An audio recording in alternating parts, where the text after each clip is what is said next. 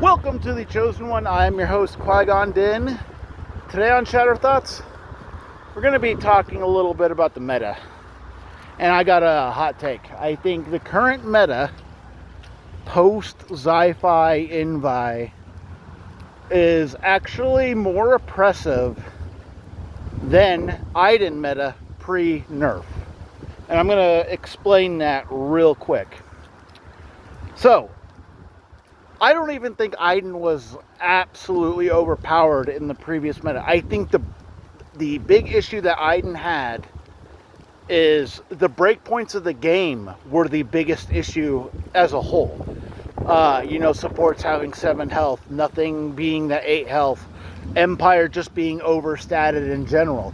Once you balance out the breakpoints of the game, you look at the meta post balance pass, and all the supports felt fine, everything felt fine.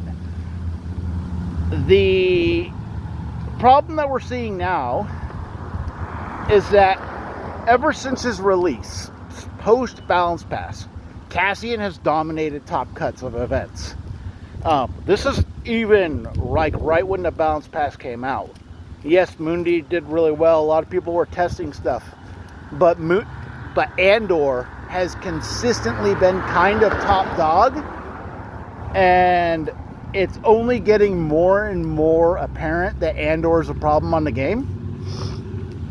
When Kenny from Zion's Finest in the Slack is saying Andor needs to be tuned down, I'm paying attention to that.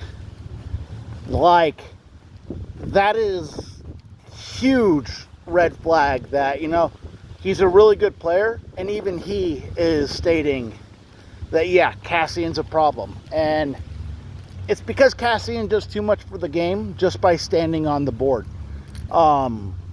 He is the best attrition piece in the game, and he is the best revenge piece in the game.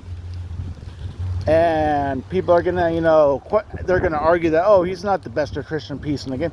What piece, just by standing on there, at the end of each struggle, does multiple damage to every unit that's controlling a point, and that you can't turn it off, you can't say no to it, you can't avoid it?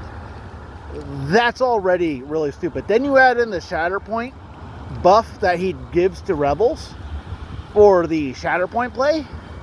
Oh yeah, he is bringing a lot more attrition than Iden ever did, and that's a problem. And then you also bring in the fact that, he's got the best revenge trigger in the game.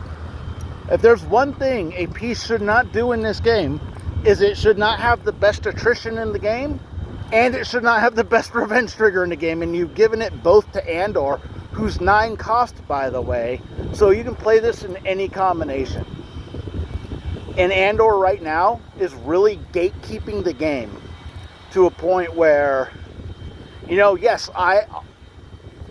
Boss came out and Boss is doing really well, but Boss keeps getting knocked out of Top Cut by Cassian. It is a lot of Cassian that's knocking out Boss, and Boss is really, really good with the attrition and blitzing points. Well, when Cassian's a revenge trigger that matches that attrition, you have issues. Especially when you can start pairing this with other revenge triggers. It means you have to be careful about wounding them, but they get all the gas in the world. Yeah, Cassian has to be addressed, and it's not even a slight minor change you need to make to him. You need to fundamentally fix some of his math, and you need to do it a lot. You either need to address the bomb and make it so the bomb only works when you lose a struggle. That's step 1, and that's only step 1. Even if you did that, he's still bringing a lot of value, and the Shatterpoint's pretty, his Shatterpoint ability is pretty overpowered. You got to be careful when you can make the Shatterpoint such a powerful flex. Mace Windu's Shatterpoint ability is really good, but it's dependent on his form. And you're generally going to get force back.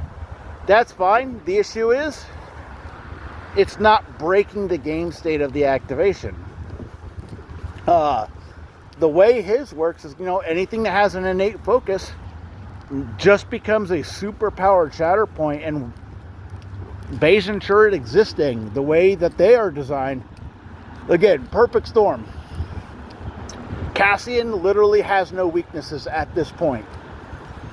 And it's because you can tailor the list to play, you need more out of activation movement. Cool, you play it with PLC, you have a ton of out of activation movement.